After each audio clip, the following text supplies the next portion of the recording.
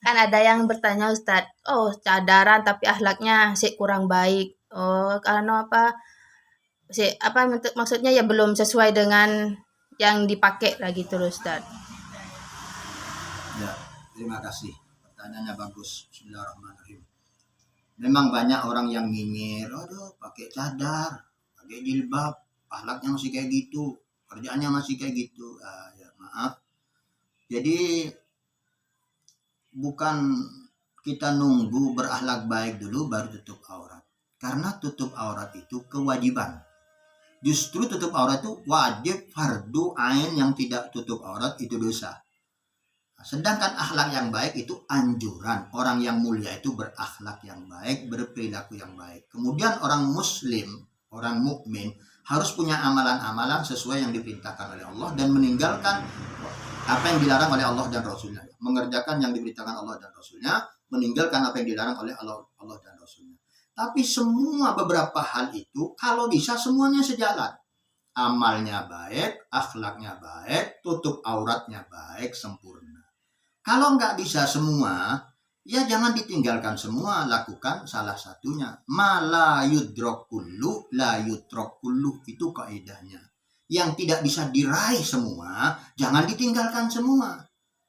Tutup aurat itu suatu kewajiban. Mau akhlaknya baik, nggak baik, harus tetap tutup aurat. Mau sholat, nggak sholat, tetap harus tutup aurat. Tapi tidak sholatnya itu dosa lain lagi.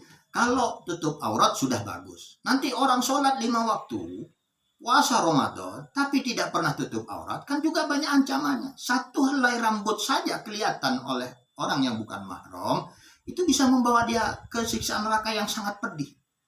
Nah, jadi sebetulnya tutup aurat itu mau maling, mau gak sholat, wajib tutup aurat. Karena dia kalau gak tutup aurat, setiap hari dia tidak tutup aurat, dia dosa buka aurat. Apalagi pada saat dia buka aurat itu dilihat oleh orang lawan jenisnya. Bahkan satu jenis pun sesama wanita kalau di luar batasan. Karena wanita sama wanita nggak boleh mandi bareng dengan keadaan telanjang. Laki dengan laki ada hadis larangan tidak boleh mandi bareng dengan telanjang. Semua dosa. Pada saat kita buka aurat, umpamanya baju minim, ada sedikit terbuka atau ketat atau transparan. Begitu ada 10 orang laki melihat, maka kita punya dosa pribadi kita buka aurat. Lalu dosa dari 10 orang yang melihat. Apalagi buka auratnya itu di karnaval, di festival. Ratusan orang yang melihat. Pertama dia dosa buka aurat. Kedua dia dosa karena tabarruk. Dia keluar di hadapan orang laki. Dia dosa di kerumunan. Orang perempuan nggak boleh menghadiri acara di kerumunan orang laki. Kemudian dia dosa berkali-kali lipat karena dilihat oleh orang laki auratnya. Orang laki pun nggak boleh buka aurat, buka baju, kelihatan dada di depan orang banyak. Lalu karena apa? Nggak boleh juga. Jadi sama laki dan perempuan justru itu mengundang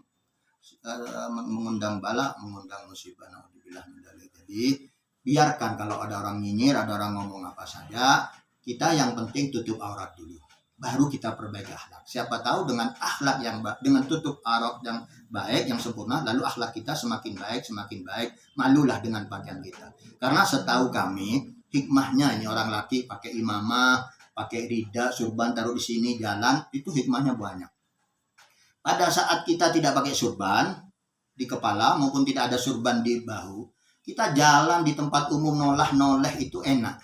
Pada saat kita pakai surban, itu sudah nolah-noleh itu sungkan, jalannya itu sudah beda. Apalagi terus mau masuk ke biskop, ya nggak mungkin orang surbanan masuk ke biskop, masuk ke kafe, pasti dia copot dulu. Atau mau lihat karnaval, masa orang ada pakai surban di kepalanya, pakai imam, pakai ini, tidak ada. Jadi otomatis pakaian itu mencerminkan dan akan merubah. Pada saat kalian itu berjilbab, bercadar, pasti akhlak itu akan berubah. Kecuali ada oknum yang memang dia mau melakukan suatu perbuatan dosa atau suatu kriminal, dia nutupi identitasnya dengan berjilbab, itu beda. Tapi orang yang ikhlas memang ingin bercadar, berjilbab, ingin taat ke peraturan Islam, taat kepada Allah dan Rasulnya, ingin membanggakan Allah Rasulnya, ingin membanggakan Sayyidah Khadijah, ingin membanggakan Sayyidah Fatimah, ingin besok di akhirat bisa berkumpul dengan mereka, jalan di Shiratul Mustaqim bersama mereka dan masuk surga, pasti pakai jilbabnya, pakai cadarnya itu dia ikhlas, sehingga dengan bercadar dia akan malu kalau melakukan sesuatu yang tidak baik. Malu karena pakaiannya. Nah, itu merubah, justru bagus. Pakai cadar dulu, baru nanti dia sembarangan sambil jalan. Makan berdiri, minum berdiri itu pelanggaran sunnah Nabi. Berjalan. Orang yang pakaiannya sederhana, mungkin dia sambil makan, sambil jalan, sambil minum, sambil jalan, sambil berdiri. Tapi begitu kita pakaian rapi, nggak mungkin makan sambil jalan, makan sambil berdiri. Jadi akan berubah. Dan insya Allah nanti amalan-amalan lainnya akan ke bawah. Yang penting ikhlas, hati bersih, sudahlah berubahlah kalian bercadar atau apa istilahnya hijrah atau apalah berhijab.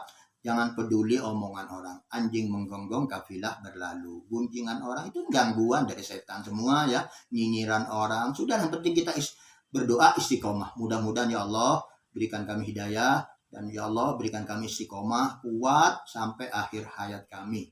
Karena gangguannya besar. Mungkin nanti ada suami yang gak cocok. Ya gimana ya kalau orang tua dan suami itu memang harus ditaati.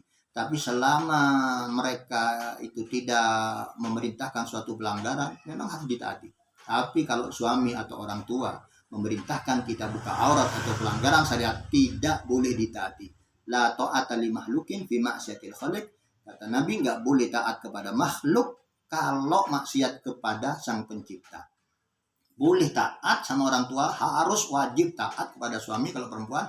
Yang bukan perempuan wajib taat kepada orang tua.